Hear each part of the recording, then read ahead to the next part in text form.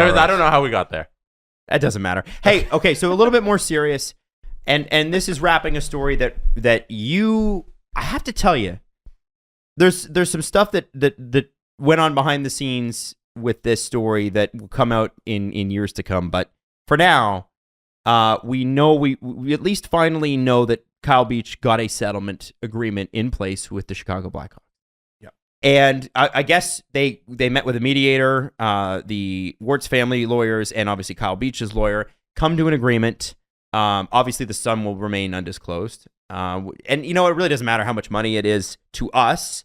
But what I hope here is that, and this is the only way that you can do this, that there's some sort of peace in Kyle knowing that the story's out there, and that there being some financial compensation for him. There's nothing that the Blackhawks can do to take this back.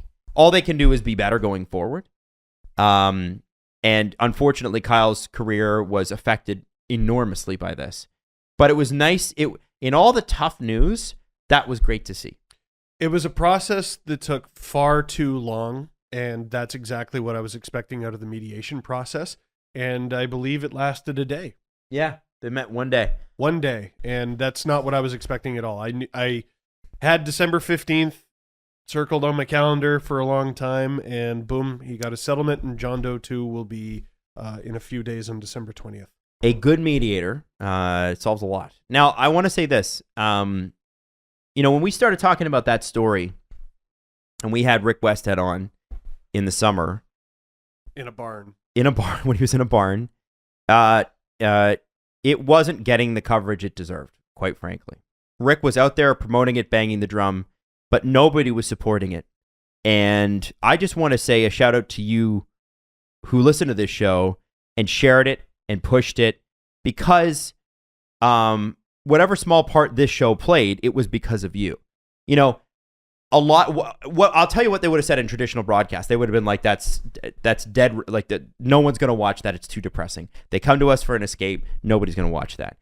I think at last check, over 80,000 people consumed that episode. We had 55,000 on YouTube, and I think another 25,000 on audio. Wow, which is unbelievable. And I just want to say how much we appreciate the fact that you shared that you reacted to that you talked about that, and you didn't let it die. The changes that occurred within the Blackhawks and with the NHL, and what will occur in the NHLPA going forward, are because you stuck to that story. And you got behind what Rick Westhead and Katie Strang did. And that's the thing, right? You got to show sometimes that tough subjects matter to the average person that watches the NHL. Maybe we're all a little bit, like when it comes to NHL fandom, we're all a little extra. I get it. We love hockey. But what you did there shows the power of what an audience can do to affect change. And we didn't have to start any petitions.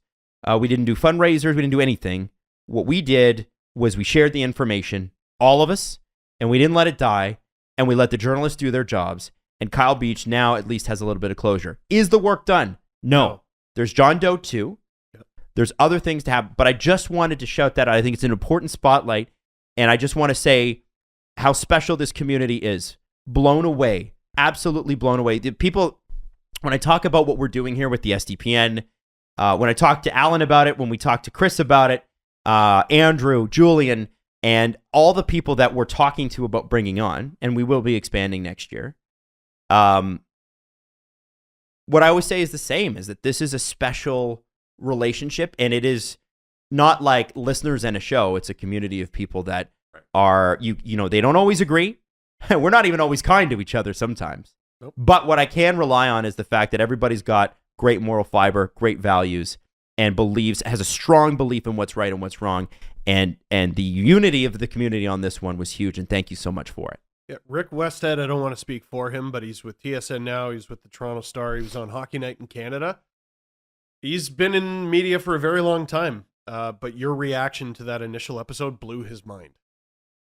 And that's why he was back, and I think you really helped fan the flames here.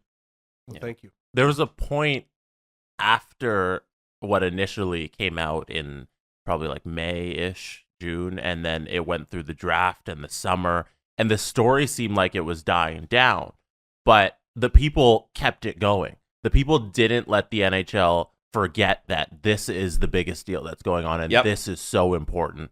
So, and it's because of all that pressure and just people keep the media cycle going about Beach's story. That's what kept this story going and what enabled all of this to happen. So yeah, thank you. I don't remember the exact timeline, but I think the spark that sort of reignited it shortly before the NHL season was the corroboration of Paul Vincent formerly with the Chicago Blackhawks and I think the Massachusetts Police Department. So don't forget, this was a story that Blackhawks people knew about was coming back in December of 2020, and they thought was just going to go away because they didn't alert anybody at the NHL that this lawsuit was happening. Yeah, it was Rick digging through files. They thought it was just going to die.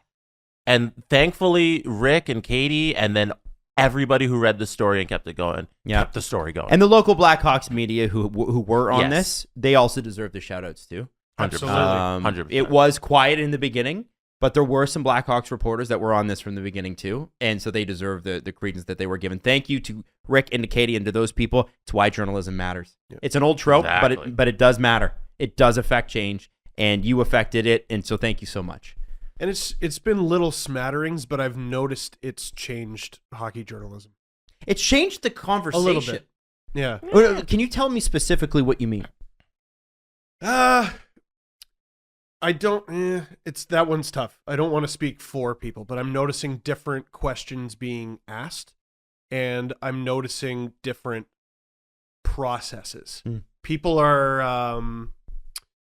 I think hockey is because it's very specific, right? Like journalism, you can, or general journalism, I should say, quote unquote news journalism. You cover all different things, but with hockey, it can be very cookie cutter, very systematic, and I think people are sort of realizing there's something outside of the four walls that traditional hockey journalism is built around itself.